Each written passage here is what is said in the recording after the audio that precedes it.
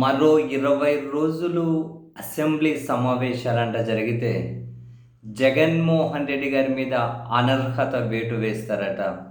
మేము వెయ్యడం కాదు, అది రాజ్యాంగబద్ధంగా డిఫాల్ట్‌గా జరిగిపోతుంది అని తాజాగా డిప్యూటీ స్పీకర్ రఘురామకృష్ణంరాజు గారు వ్యాఖ్యలు చేసిన తర్వాత పాలకపక్ష కూటమికి సంబంధించినటువంటి సోషల్ మీడియా వాళ్ళు కూడా నెక్స్ట్ అసెంబ్లీ సమావేశాలు 20 రోజులు జరుగుతాయి.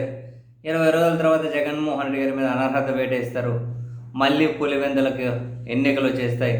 ఈసారి పులివెందుల చరిత్రలో ఫస్ట్ టైం తెలుగుదేశం పార్టీ గెలవబోతుందని అంతవరకు వెళ్ళి ఫ్రంట్ లైన్ మీడియా వాళ్ళు కూడా కథనాలు వేసేంతవరకు వచ్చారు.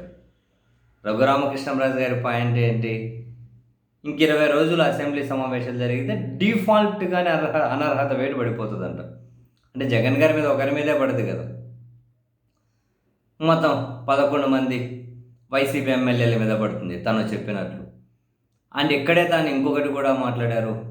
కొందరు చంద్రబాబు నాయుడు గారు లాస్ట్ 2 సంవత్సరాలు 15 నుంచి 23, 22, 20 నుంచి 4 వరకు 2 ఏళ్ళు రాలేదు కదా.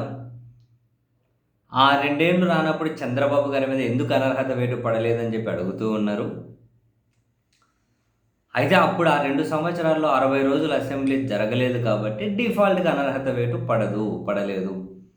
ఇప్పుడు అసెంబ్లీ 40 రోజులు జరిగిందట.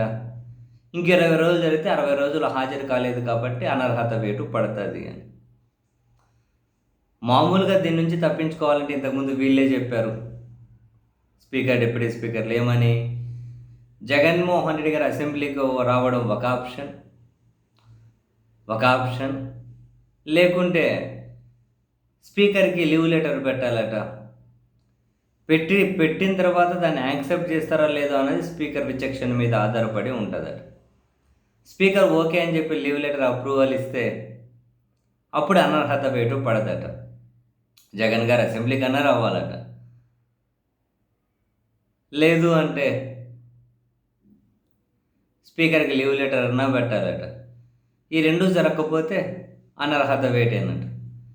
నిజంగా యాక్చువల్గా పాలకపక్ష కూటమి వాళ్ళు అయితే ఉప ఎన్నికలు వస్తే ఎదుర్కోవడానికి అంత తహతహలాడుతూ ఉన్నారో, లేకుంటే ఎదుర్కొనేకి అంత ధైర్యంగా ఉన్నారో, ప్రభుత్వం మీద ఇంత తీవ్ర వ్యతిరేకత కనిపిస్తూ ఉన్నా కూడా వాళ్ళు ఎందుకు మరి వైసీపీ వాళ్ళ అనర్హత, జగన్ అనర్హత చుట్టూ చర్చలు ఎందుకు చేస్తూ ఉన్నారు? ఎన్నికలు వస్తే మార్పులం, అధికారం, వ్యవస్థలు అన్నింటినీ వాడేసి గెలిచేస్తామని చెప్పి అనుకుంటున్నారా? ఇవన్నీ కాకుండా ఇంతకుముందే మనం మాట్లాడుకున్నట్లు ప్రజా తీర్పుతో అంటే ప్రజా అభిప్రాయంతో సంబంధం లేకుండానే గెలిచే మార్గాలు ఏవైనా తెలుసా? తెలియదు. బట్ ఇప్పుడైతే very clear, speaker, deputy speaker, Andhra Pradesh పాలకపక్షానికి సంబంధించిన నాయకులు, వాళ్ళ సోషల్ మీడియా, ఇక అసెంబ్లీ సమావేశాలు నెక్స్ట్ ఎప్పుడు, ఎన్ని రోజులు జరగబోతూ ఉంది, జగన్మోహన్ రెడ్డి గారి మీద బై డిఫాల్ట్గా ఎప్పుడు అనర్హత వేటు వేయబోతున్నారు అన్న దానికోసం డేట్స్ చూసుకుంటూ ఉన్నారట. భలే సంబరపడుతూ ఉన్నారు యాక్చువల్గా సోషల్ మీడియాలో.